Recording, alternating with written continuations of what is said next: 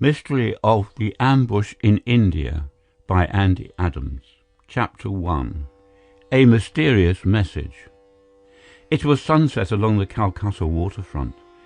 The reflection of the vivid tropical sky turned the murky water of the Hooghly River into a rippling rainbow. The river was alive with a variety of craft, including native sailboats, side-wheel steamers that plied up and down the Hooghly between Calcutta and the Bay of Bengal, 80 miles south, as well as sturdy tugs, launches and lighters that served the ocean-going ships moored in midstream along the strand. Biff Brewster was standing at the bow of a big freighter, the 10,000-ton Northern Star, which only that afternoon had cast anchor in the port of Calcutta. Biff was a blonde-haired youth of 16, with broad, square shoulders and blue-grey eyes that were as keen and expressive as his strong, well-formed features. With Biff were two other boys, his companions in previous adventures. One was Kamuka, a Brazilian boy of Biff's own size and age. They had met at the headwaters of the Amazon, where Biff had accompanied his father, Thomas Brewster, in an adventurous search for a fabulous gold mine. Kamuka, who had spent most of his life on jungle rivers, was keenly interested in the scenes he now was viewing along the Hooghly. The other boy was slightly younger and smaller of build, but quite as wiry and athletic as his two companions. He was Likake Mehaneli, a Hawaiian youth known as Lee to his friends. Lee, a skilled diver, had helped Biff crack the riddle of a vanished sloop when they had teamed in a thrilling sea hunt off the Hawaiian shores. Now all three were newly arrived in India, the land of mystery, but there was no mystery as to why and how they happened to be together. That was due to a simple turn of events. Months ago, Biff's father had gone to India to open long-neglected gold mines in some of the former princely states that had been absorbed by the Indian Republic. It had taken much longer than Mr. Brewster expected, as many of his jobs did, so he had arranged for the family to come by air to India and join him there. Meanwhile, Biff had invited Kamuka to come from Brazil and spend his vacation in the United States. By a quick switch of plans, Biff and Kamuka had flown to San Francisco just in time to take last-minute passage on the Northern Star, which cost less for both than Biff's trip would have by air. The freighter had been scheduled to call at Honolulu, so Biff had written ahead to Lee, who had not only met the ship there, but had decided to come along on his own. They had broken the monotony of the long voyage with brief stops at ports on the way, but so far it had been more of a sightseeing tour than an adventure. They still had one more night to spend on shipboard, as the Northern Star had reached Calcutta a day ahead of schedule. "Tomorrow," Biff declared, "Dad will be here to meet us. By now, my mother and the twins should have reached Darjeeling, so he may be bringing them along to visit the goldfields." "I hope that Mr. Brewster shows us the cola mines at Mysore," declared Lee enthusiastically. "They have shafts that go down 2 miles, the deepest in the world." "Except for those in South America," put in Kamuka stoutly. "They are the world's deepest. I learned that at technical school in Brasilia." "And I suppose they taught you that South America has the biggest mountains too," returned Lee. "Just wait until we see Mount Everest. Those Himalayas will make your Andes look like a lot of ant hills." "I shall wait until I see them before I judge," said Kamuka complacently. "But since you speak of ant hills, the ones we have in Brazil are bigger than anywhere else." "You can't win, Lee," laughed Biff. "Kamuka has an answer for everything." "You're telling me," returned Lee with a grin. "He even answers questions before I ask them." This good-natured banter had been going on all across the Pacific. In the friendly disputes between Kamuka and Lee, Biff had been called upon to act as judge. So now he gestured towards the river with the comment, Let's keep our minds on what we're watching for. The tidal bore coming up the river. I'd say it's due any moment now, the way those boats are getting ready for it. Tugs and sidewheelers were bracing to buck the incoming tide, while the native boats were hoisting colourful sails and poising in midstream, ready to take off up the river. Biff had his movie camera with him and began taking colour pictures of the scene, including activity along the shore, where tiny craft were hastily shoving off. "They'll have to clear those piers," Biff commented, "or they may be smashed like eggshells when the bore hits." The other boys nodded as they scanned the deepening purple of the river, but even their keen eyes failed to detect a motion on the darkened steps of an old pier. There, a slim, furtive figure was crouched close to the water, looking out toward mid-channel. Carefully, the huddled watcher fingered a watertight packet attached to a thin chain around his neck. Then, satisfied that it was safe, he slid his sleek brown form into the river and began swimming swiftly towards the Northern Star. He might have been mistaken for a snout-nosed crocodile from the delta of the Hooghly, or a floating log swirling in the eddies of the changing tide. But no one noticed him, least of all the boys high on the big freighter's bow, for their attention now was fully gripped by what was happening downstream. Distant whistles blared. Their deep-throated signal was relayed by other ships closer by. Tugs added shrill blasts as a great crest of water came rushing upstream, churning the muddy Hooghly into a whitish foam. Tiny boats were tossed like matchboxes by the 6-foot wave that swept from shore to shore. Launches rocked, tugs jounced, and the sailing craft caught the stiff wind that accompanied the tidal bore, letting its billows carry them along. While Biff and his companions were watching the wave surge toward them, the sleek brown swimmer reached the bow of the Northern Star. If the arriving wall of water didn't overwhelm him, it seemed sure to crush him against the side of the big ship. But as it was almost upon him, his quick hands came up and grabbed the freighter's anchor chain. An instant later, he was out of the water, and while scrambling upward like a monkey, the white foam churned just beneath him. Clinging there, he waited while the freighter strained at its moorings because of the sudden lift. Then, satisfied that the chain would not swing him against the ship, he continued his climb, his dripping figure scarcely visible. On the deck above, the boys had gone to the starboard side, where Biff was taking pictures of the boats that were riding upstream. None of them noticed the head and shoulders that appeared over the port rail. A sleek figure followed, slid behind a row of crates, and worked along to a companionway. There it darted swiftly up the steps to the cabin deck above. Biff had been following the bore with his camera until it faded, tiny sailing ships and all, beneath the towering bulk of the Howrah Bridge, which spanned the quarter-mile width of the Hooghly River. "Well, what did you think of it?" Biff asked. "We have bigger bores on the Amazon," replied Kamuka nonchalantly. "This was only 6 feet. Ours are as high as 16. "And the way those sailboats took off was nothing," put in Lee. "Not compared with the way we ride the rollers with our surfboards at Waikiki." "It's nice to hear you fellows agree on something," laughed Biff. As he spoke, a gong sounded from amidships. "And there is something else you both like, the first call to dinner.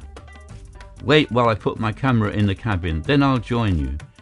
Biff had left the door of his cabin unlocked. When he opened the door, he was conscious of a slight stir within. Biff looked towards the porthole that served as a window. Momentarily, it blacked out, then showed plainly against the dimming sunset, as though a figure had squirmed through.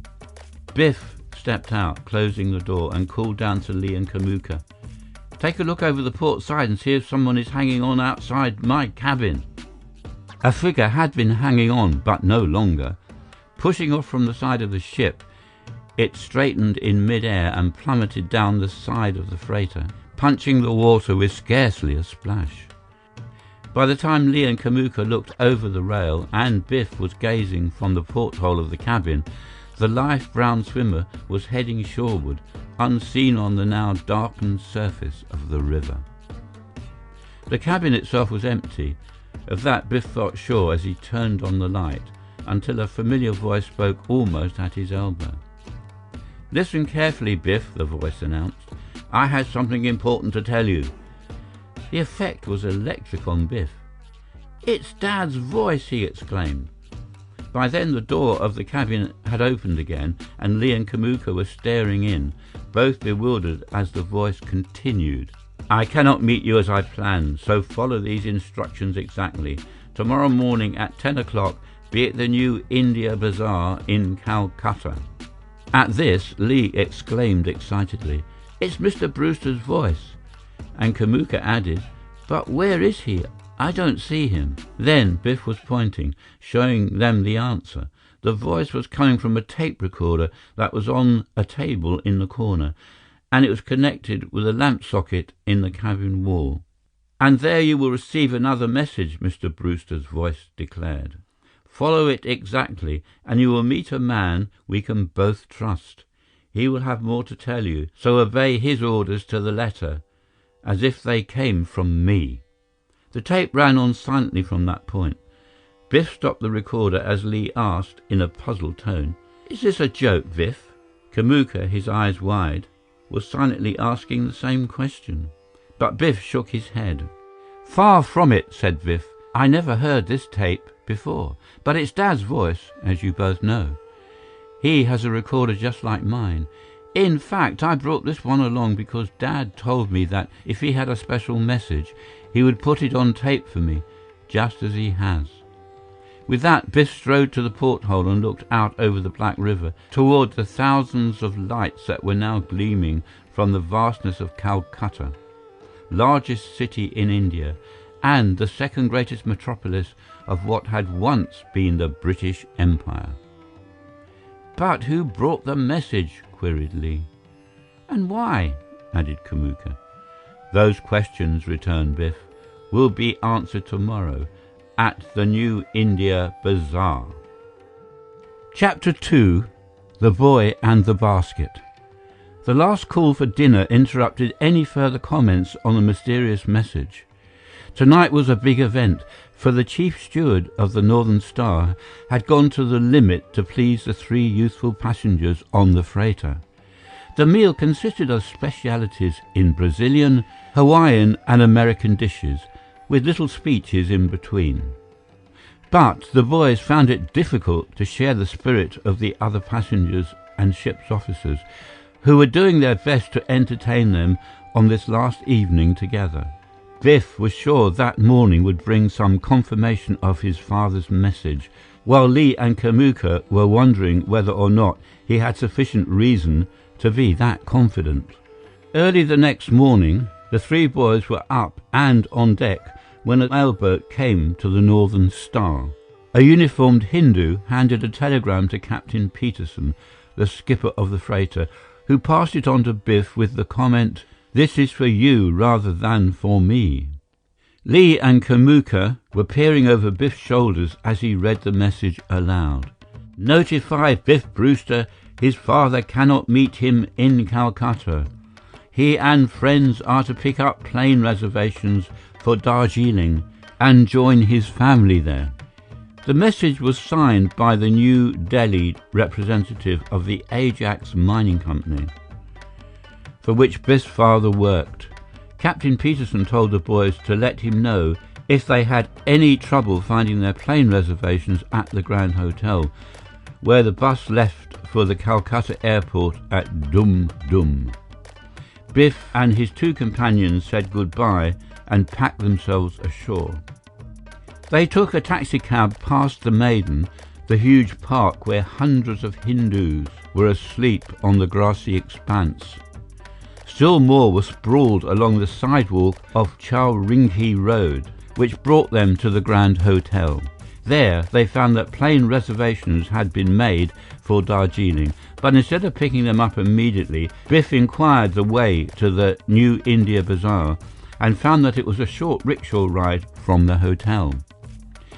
Soon the boys were riding swiftly through the native quarter of Calcutta in a two-wheeled, man-hauled carriage that followed narrow streets flanked by rows of old tenement houses and other crude structures filled with the city's teeming population.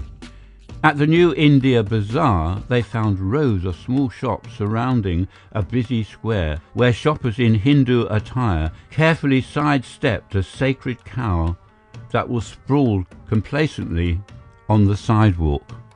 Barkers were babbling in Hindustani, trying to attract trade, and one youth, attired in shorts and loose white jacket, was drumming up business by beating the ends of a wooden keg, tom-tom style, drawing a crowd along with him.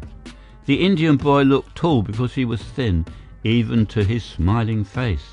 He eyed Biff and the other boys closely as he passed them, giving the drum a few quick extra beats as an invitation to come along.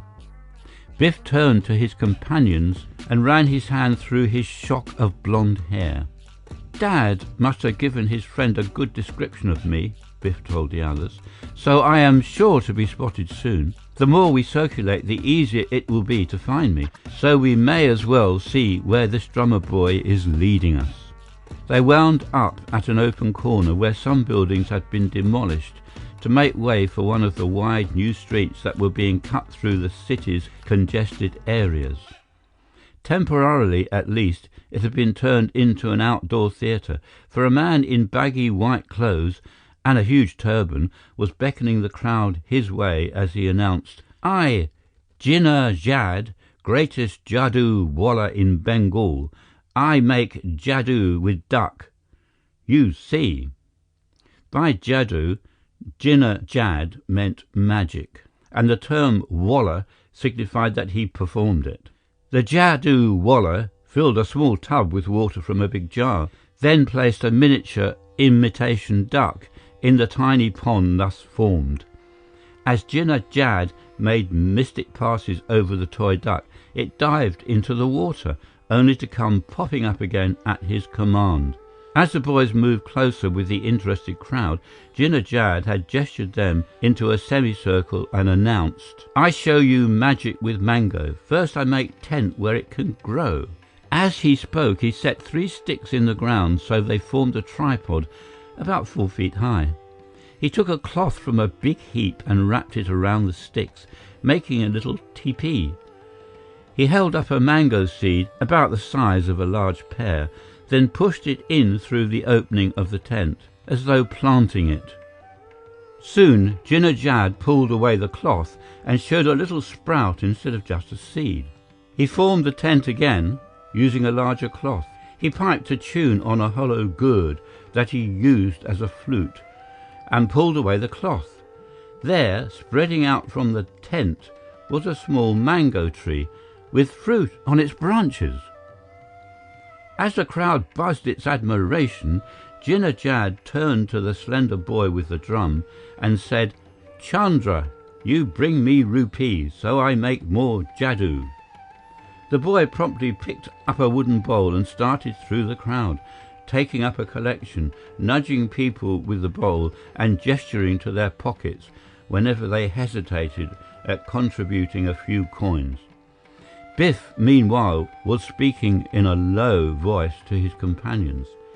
"Let's spread out, so you two can watch to see if anyone is watching me," he suggested. "Then no one will know that we are together." To that, Lee and Kamuka agreed. As they moved away, they each passed Chandra and added coins to the collection at the Hindu boy's urging. Then Chandra reached Biff and asked politely, "You have rupees, maybe, Sahib?" Biff pulled 2 rupee notes from his pocket and dropped them in the bowl. Chandra bowed and brushed past, taking the bowl to Jinnah Jad, who picked out the rupee notes and glowered his dissatisfaction at the rest. 2 men were passing by, carrying a heavy basket that dangled by its handles from a long pole. Jinnah Jad told them to set down their burden and remove the bundles that it contained. Then, "This boy is good for nothing," declared Jinnah Jad, indicating Chandra. so I make him go for good. You watch." Before Chandra could dart away, Jinnah Jad grabbed him and thrust him into the basket, which was roundish and bulging at the sides. Jinnah Jad threw a cloth over the boy's head and shoulders, and suddenly Chandra's form collapsed beneath it. Triumphantly, Jinnah Jad jumped into the basket and trampled the cloth there. Chandra had vanished from the basket, and to prove it, Jinnah Jad not only stamped his feet all around, he squatted down in the basket, filling it with his fat form, while he chuckled like a happy hen seated on a nest. Then, emerging from the basket, Jinnah Jad snatched up a long sword, shouting, "I show you boy is really gone." With that, he stabbed the sword through one side of the basket and out the other side. While the crowd gasped, Jinnah Jad repeated the thrust again and again, one direction, then another. The Jadoo Wallah had worked himself into a frenzy when the men who owned the basket stopped him and babbled in a native dialect. "They know the boy is gone," translated Jinnah Jad for the benefit of the crowd. "They do not want me to spoil their basket." He waved to the basket and told the two bearers, "All right, take it." Eagerly, the two natives piled their bundles into the basket, thrust a pole through its handles, and hoisted it on their shoulders. By then, Jinnah Jad was in the midst of another miracle. He was pouring rice from a bowl into a square teakwood box that had a glass front, while he stated, "One time in India there was great famine, with people everywhere needing rice. So a great yogi in the Himalayas filled a box with rice like this." The throng was hushed, for Calcutta itself had suffered from great famines, even in comparatively recent years. So by magic, he sent rice everywhere to everybody. Jinnah Jad gave the box a flip. Instantly, the rice was gone from behind the glass, and he was opening the box wide, showing it to be totally empty. Yes, to everybody. To you, to you, to you. Jinnah Jad was jabbing his finger from person to person. "So look in your pockets and find it. You, Sahib, you, Babu, find rice." People were bringing fistfuls of rice from their pockets. Biff smiled, thinking these were friends of the Jadoo Wallah, until he saw total astonishment on faces close by. Those included Lee's, for a dozen feet away. The Hawaiian youth was bringing out 2 handfuls of the tiny grains from each coat pocket. Still skeptical, Biff thrust his hands into his own pockets and brought them out, containing rice. The deeper he dug, the more he found. Biff was almost ready to accept the Jadoo of Jinnah Jad as real indeed, when he brought out something else, a crinkly wad of paper, with more rice inside it. Puzzled, Biff pulled it open and found it to be a penciled note that stated, "Follow men who go with basket. Go alone. Tell no one where you go. Important." None of the other spectators had found a note like that, for they were simply staring at the rice, while Jinnah Jad moved through the crowd, taking up a new collection in person. Biff looked for the basket bearers and saw them starting slowly away, as if they had waited just long enough for Biff to find the note. So Biff started after them, working his way through the crowd so that he went past Lee. Quickly, Biff muttered, "Don't look now. Just find Kamuka and wait for me here. I'll be back soon." Chapter 3: The Rajah's Ruby. By the time the basket carriers had turned a few corners, Biff was not so sure that he would rejoin his companions as soon as he expected. The lazily moving pair suddenly stepped up their pace, and the narrow, poorly paved streets looked so much alike that Biff had no idea where they were leading him. The streets were flanked by chawls of native houses that were scarcely more than hovels. From the suspicious glances that Biff received, and from the way the buildings encroached upon the narrow alleys, he felt as though a whole sea of humanity was closing in upon him. He realized that he would need a compass to find his way back. There was no telling by the sun, which was out of sight even over the low roofs, although the day was becoming so hot that Biff wished he were back in a rickshaw instead of footing it through these dismal, dirty streets. Then they reached a better section, where the buildings were higher, with occasional shop fronts. There the basket-bearers slackened the pace and turned into a passage beneath an archway that bore the sign, D. Chand and Brothers, Import-Export Warehouse. Biff followed cautiously and saw the two men cross a little courtyard and continue through another archway well beyond. There they disappeared from view, but only long enough to set down the basket, because one of them returned to the inner arch and closed a big metal gate behind him. He then went to rejoin his companion. By then, Biff was moving into the courtyard himself. He edged over to inside and gained a look through the inner arch. Beyond the closed gate he saw what appeared to be a large storeroom, for there were many crates, boxes and other bulky objects stacked there. From his angle, Biff could see nothing of the two men, so he moved cautiously towards the inner arch, hoping to get a closer and more direct view. At that moment a clang sounded behind him, and Biff turned to see that another gate had closed in the outer arch. A tall man in baggy white clothes had stepped in from the street and was now locking the gate behind him. Biff was trapped in the open space between the archways. He looked quickly for an outlet and saw one on the other side of the courtyard in the form of an open doorway. Biff hurried in that direction, only to stop short as a man appeared in the doorway to meet him with a polite, welcoming bow. The man was dressed in European clothes, but his broad, bland face, with fixed smile and bushy eyebrows above the large rimmed glasses, was definitely Asiatic. So was his cool, even-toned pronouncement. "I am Diwan Chand.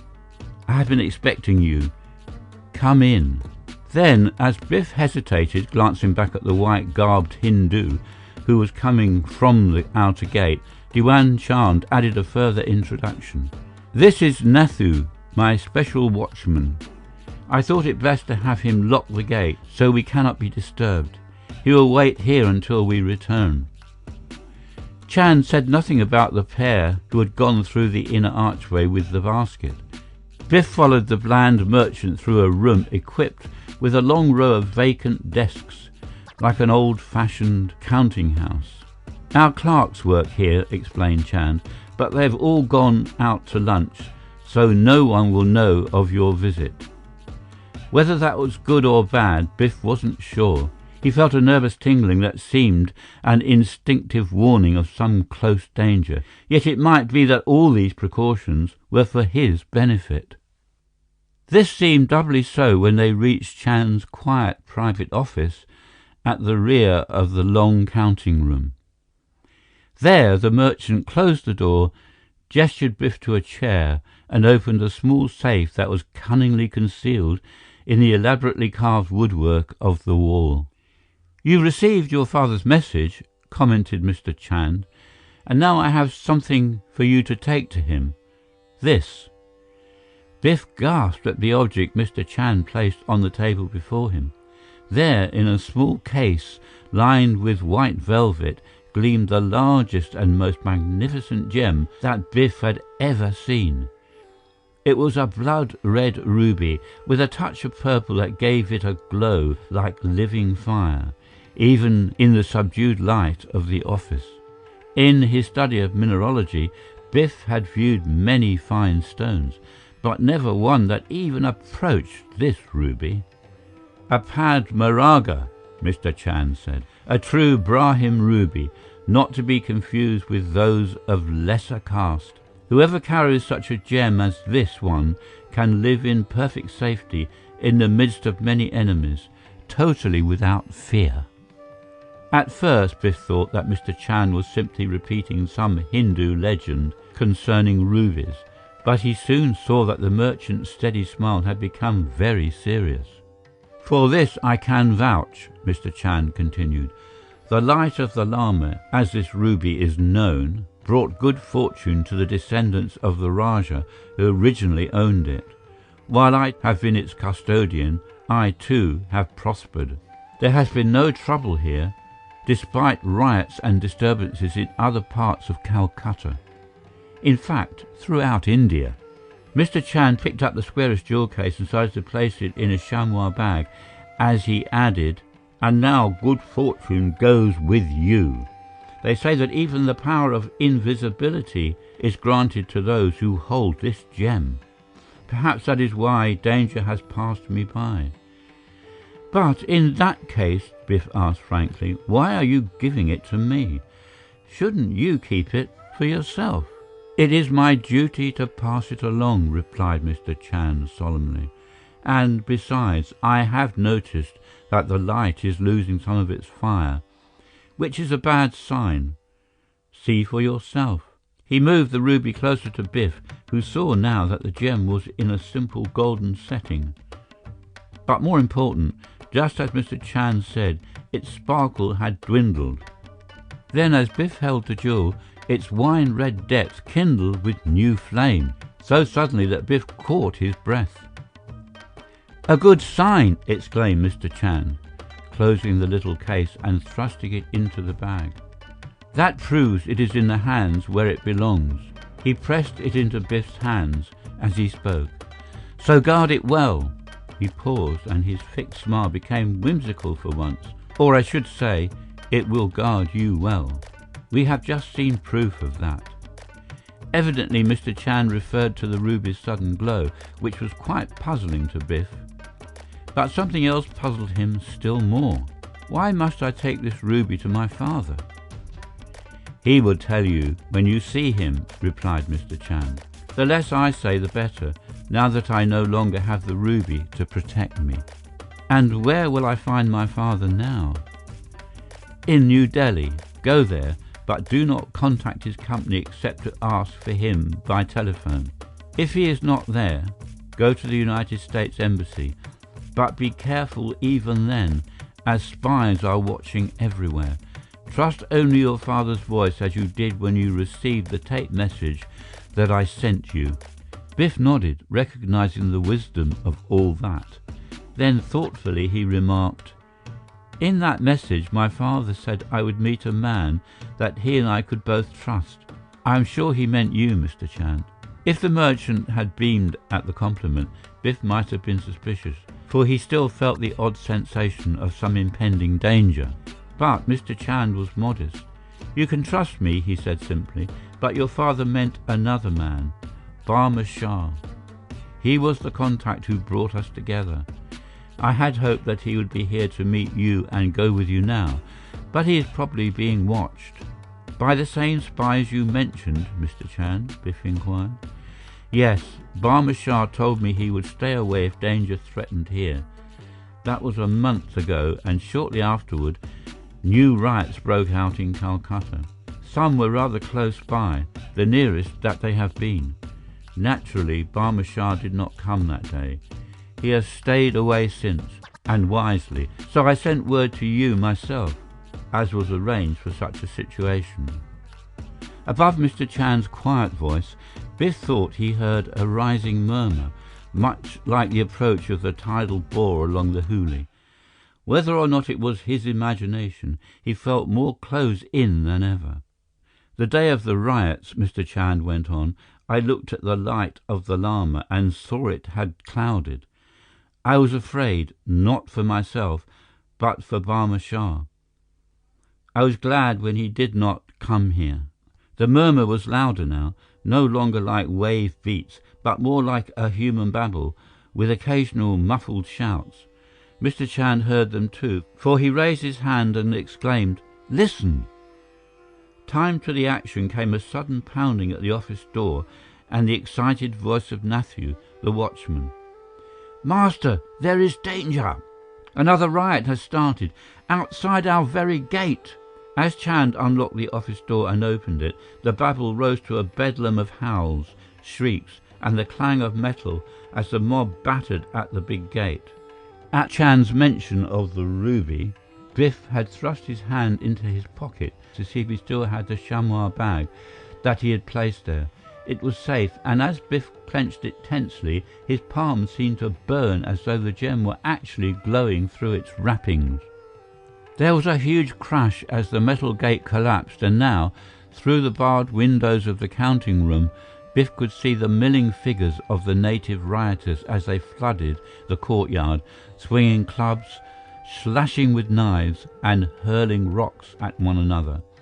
Some of those missiles smashed the glass in the barred windows, adding to the crowd's glee, for they were eager to destroy property along with lives.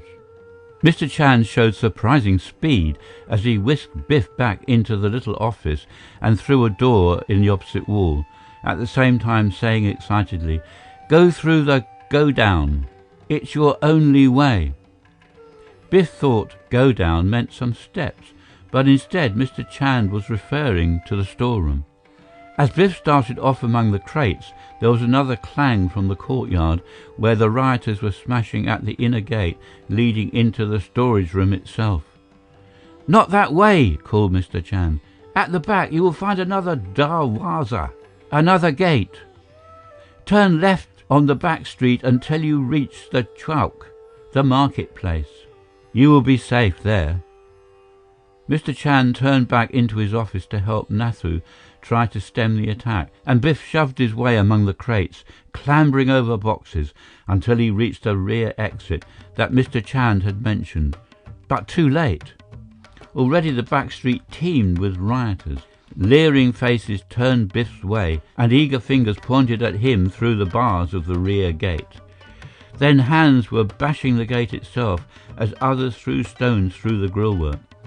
Biff dodged back among the crates, realizing hopelessly that he was caught between two fires.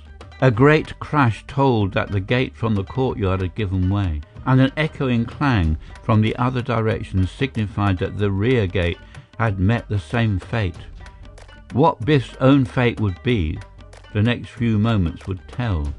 Grimly, he found himself gripping the chamois bag in his pocket, wondering if the light of the llama could save him now. As if in answer, something plucked his shoulder, and Biff turned quickly, bringing both fists up to fight off the first of 100 enemies. Instead, he found himself looking into the face of Chandra, the Indian boy who had vanished from the basket back at the New India Bazaar. Above the babble of the rioters came Chandra's words. "Quick, come with me, this way."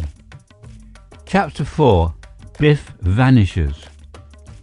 Escape from the frenzied mob seemed impossible, but at least Chandra was making a try as he pushed Biff toward a deep corner of the big storeroom, the only direction in which the invaders had not yet spread. But there was no door, no outlet, nothing except a solid stone wall beyond the last lot of crates. Those offered no good hiding place because the rioters already were overturning or yanking open chests and boxes which blocked them, while they kept up an excited shout. "Farangi! Farangi!" That was one word that Biff knew. It meant European, which, in his case, could be translated as American. And it signified that they were definitely after Biff, though probably they would attack any Farangi that they encountered. And now Biff and Chandra were practically in the corner, with no way to turn except one, which looked like the worst trap of all. Just ahead stood a tall, rather bulky cabinet shaped in the form of a pagoda, with half a dozen sides and a pair of front doors that were partly open. Quickly, Chandra thrust Biff inside and pushed him to the back, saying, "In there, keep quiet, do not move." Then he pressed an inner door shut, and Biff found himself alone in pitch darkness, clamped in a space so tight that Chandra's admonition not to move was quite unnecessary. Chandra was gone by then, dodging off among the crates, perhaps to save his own sleek hide at the expense of Biff's. For Biff, realizing now that he was really boxed, was beginning to regret that he had trusted the Indian youth so completely. Chandra, a native himself, probably had friends among the mob. Maybe he had even told them that he would lure Biff here. Until now, Biff had had a chance either for fight or flight. Those were both gone, and if he didn't suffocate in this bandbox, he'd probably be yanked out and torn apart before he could even make a move. He was so tightly jammed he couldn't even reach into his pocket and find the ruby, which he felt was the real cause of his misfortune, despite the soft talk Diwan Chand had given him. Even now, Biff heard voices. "Farangi! We find him! Look there!" And he could hear crates being turned over close by. Next, the shouters were clambering in and out of the cabinet itself, for Biff could feel it shake, and the hoarse, snarly voices were almost at his elbow. They were even pulling the pagoda out from the wall, for its platform was set on wheels, and they were literally spinning it about, with Biff still inside it. Yet, for some reason, they passed by him in the blackness.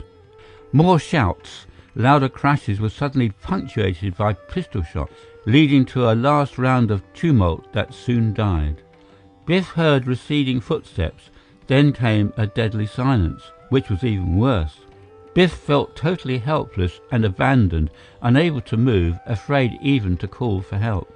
He was drenched in perspiration, and why he hadn't suffocated or been found he couldn't understand, until a sharp click interrupted his numbed thoughts. Biff lurched forward, found the front doors and stepped shakily from the pagoda cabinet to find one person in the dim light of the warehouse waiting, grinning, to receive him. That was Chandra.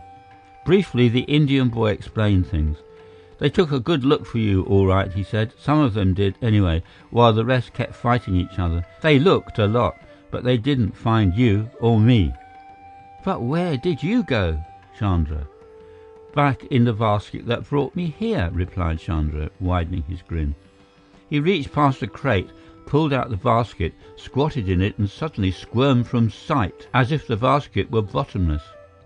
Biff looked in and was amazed to see nothing except a heap of old cloth. Then the heap stirred and Chandra twisted into view from the basket's bulging sides, where he had artfully coiled his thin, agile body. "So that's how you vanished," exclaimed Biff. "Why, you were still in the basket when the two men took it away." "How else could I get here so quick?" retorted Chandra. "They are friends of Jinnah Jad, who show up with basket at the right time. This go-down is where Jinnah Jad keeps all his tricks, like the new pagoda he built to make people vanish. So I put you there." "And I was thinking—" Biff cut himself short, but Chandra picked him up. "You think maybe the big ruby made you invisible," declared Chandra, "as it is supposed to do. But no, it was a pagoda trick. It hid you, the basket hid me." Biff was cooler now, and he felt an actual shudder as he looked around the wreckage and saw some silent human figures lying near the gate to the courtyard. Otherwise, the warehouse was deserted except for Biff and Chandra. "But where did they all go, Chandra?" Biff asked. "You heard shooting?" returned Chandra. "That was the police. They came to help Diwan Chand. Luckily, they didn't use tear gas, which they do a lot. We would have gotten it too." Chandra was looking around at the broken boxes. He saw one that interested him and beckoned Biff that way. "We must get out before police come back and ask us to be witnesses," declared Chandra. "But the people who are after the ruby will be watching for you, so you must wear other clothes, like these." Chandra was picking some native garments from those that had been dumped from an overturned chest. Studying Biff, Chandra noted the deep tan that Biff had acquired during his long voyage on the Northern Star. "Your face is dark enough," decided Chandra, "but your light hair will have to be hidden. So we will make you into a Sikh. A Sikh always wears a turban. That will fool everyone." Soon, Biff was attired in a costume that made him feel top-heavy.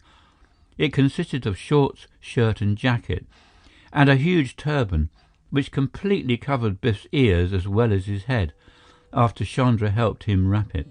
They bundled up Biff's clothes along with some other garments and went out by the rear gate.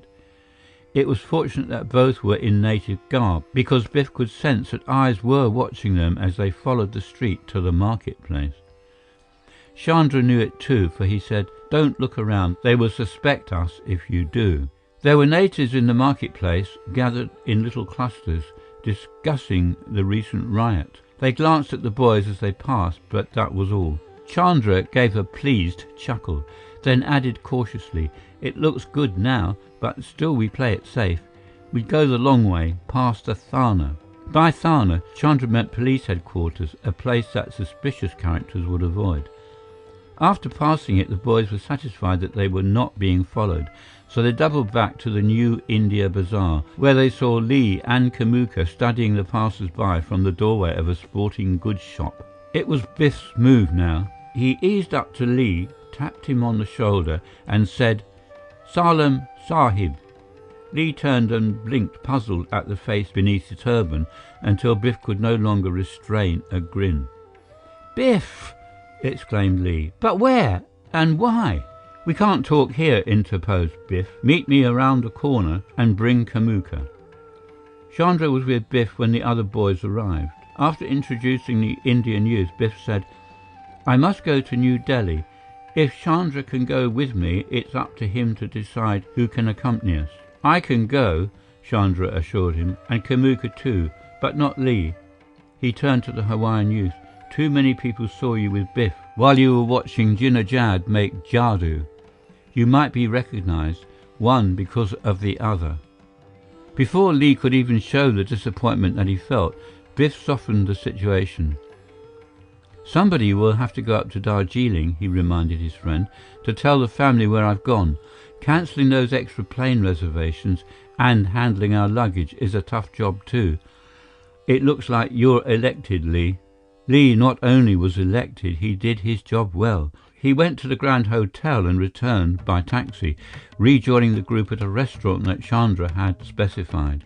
Lee had cancelled the air reservations without difficulty. He had brought hiking packs for Biff and Kamuka, and he had arranged for shipment of the excess baggage. After a substantial meal, Lee returned to the hotel by cab to catch the Darjeeling plane.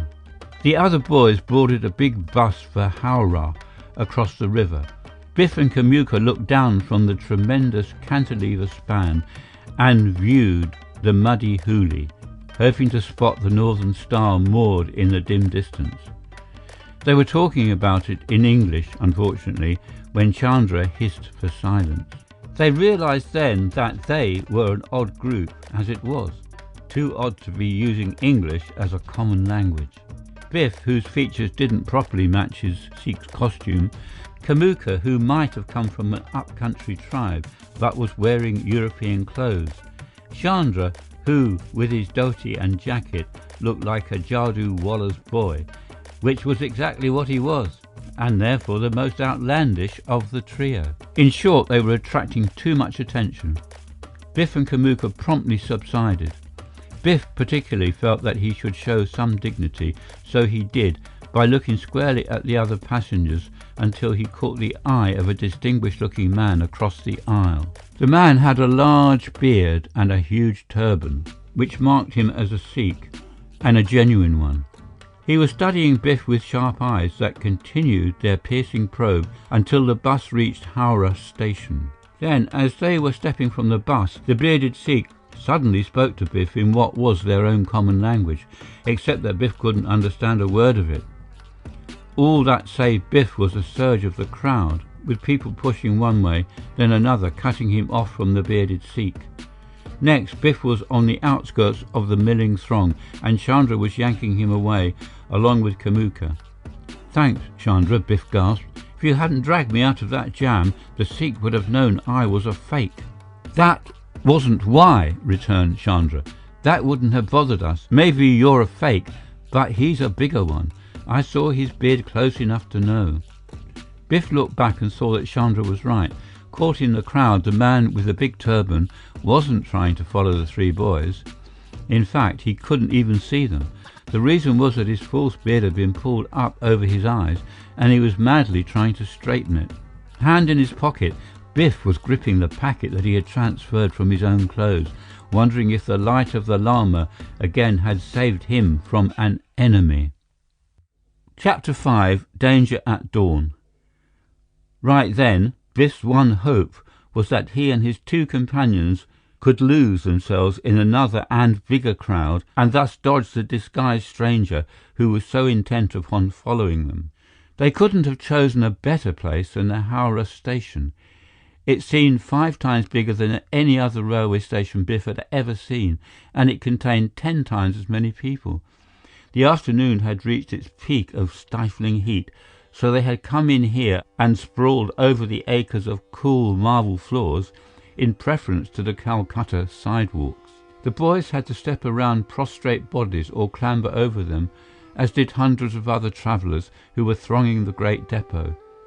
Practically all of those travellers were natives, and many of them were carrying huge bundles that contained most of their worldly possessions.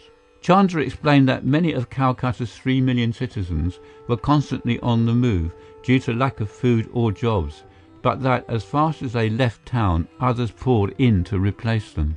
He added that the population was still shifting between India and Pakistan, which accounted for more travel, particularly since the East Pakistan border was so near Calcutta.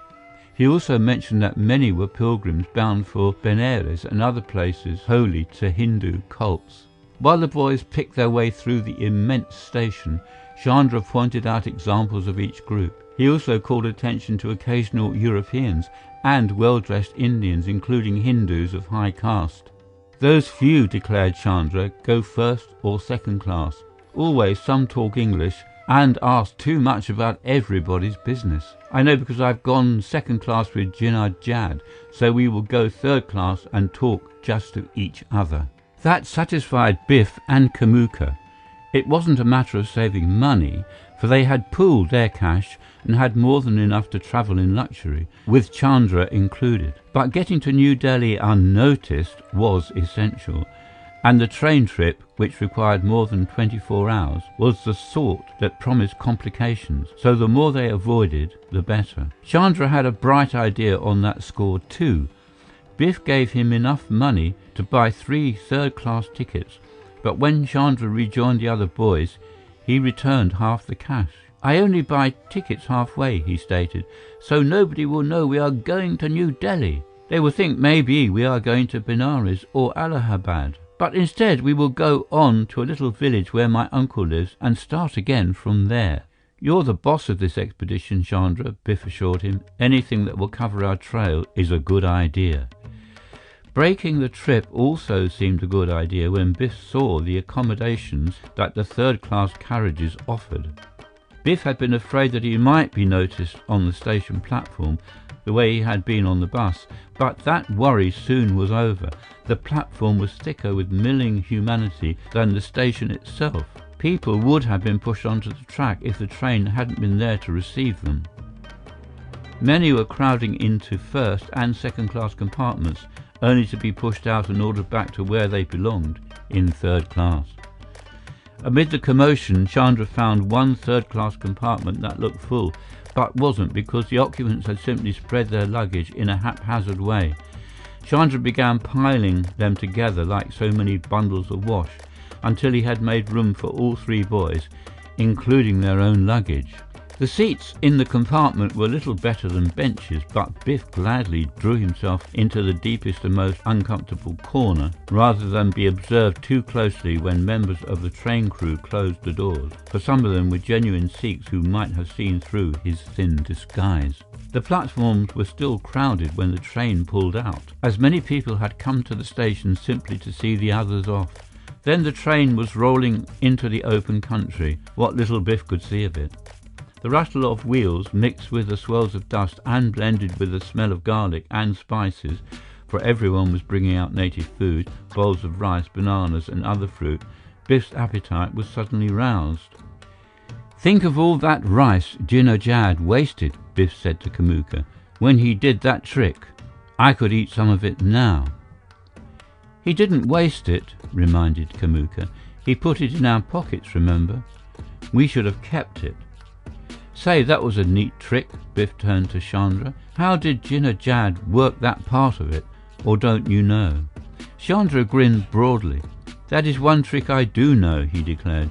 Remember when I went through the crowd, tapping people's pockets, asking for rupees, like this? He tapped Biff's pocket, then Kamuka's, and they both nodded. While I do that, Chandra went on, I use my other hand to put rice in other pockets, so later the people find it there. So that was it! Almost instinctively, Biff thrust his hand in his other pocket. then brought it out in amazement with a pair of candy bars.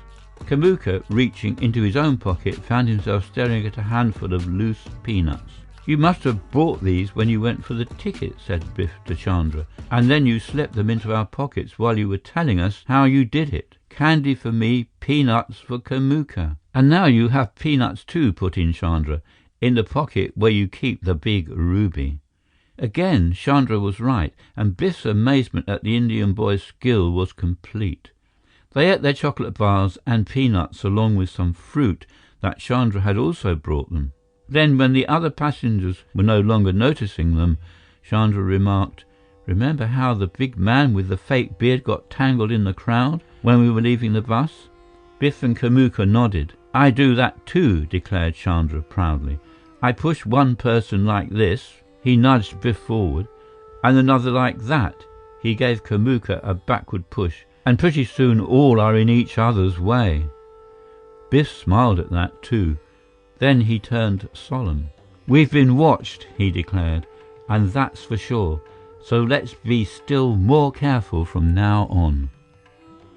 At various stops, the train disgorged many passengers who filled up water jars that they had brought along and returned to the train before it started. Biff and Kamuka let Chandra handle that job for their party, rather than show themselves on station platforms. Occasionally, though, Kamuka waved from the compartment window to fruit sellers who also supplied milk and soft drinks. At such stops, first and second-class passengers went ahead to the dining car or had attendants bring choice dishes to their compartments. But third-class travelers didn't rate such service. It was turning dark when the train reached the great coalfields in western Bengal. That part of the trip interested Biff most because of the mining activity, but there was little to be seen, and soon, despite the rattle and jouncing of the train and the discomfort of the stuffy corner, Biff began dozing off. Once, Chandra nudged him and whispered, "Watch your turban, keep it on straight." And Biff woke sufficiently to realize that he had one ear out of the cumbersome headgear. He worked it into place, saw Chandra nod approval, and then went back to sleep. Again, Chandra woke both Biff and Kamuka, who was sleeping too, telling them, "Watch out now. New passengers coming on board.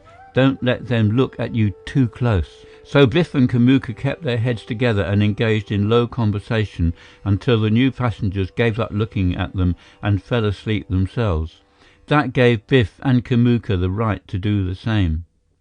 This time, Biff's sleep was sound, undisturbed by the joltings of the train or the blare of the locomotive whistle as it rushed on through the thick night.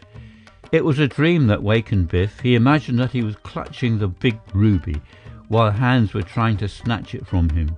He was confronted by bearded Sikhs, and as he clawed wildly at their faces, their beards came away, until he saw only one smooth face and opened his eyes to find that the dream, in a sense, was real. Biff was clutching the bag that contained the ruby, but his hand was deep in his jacket pocket. The hands that were clutching him were Chandra's, shaking him awake, and the smooth face, too, was Chandra's. Quickly, the Indian boy put his finger to his lips for silence.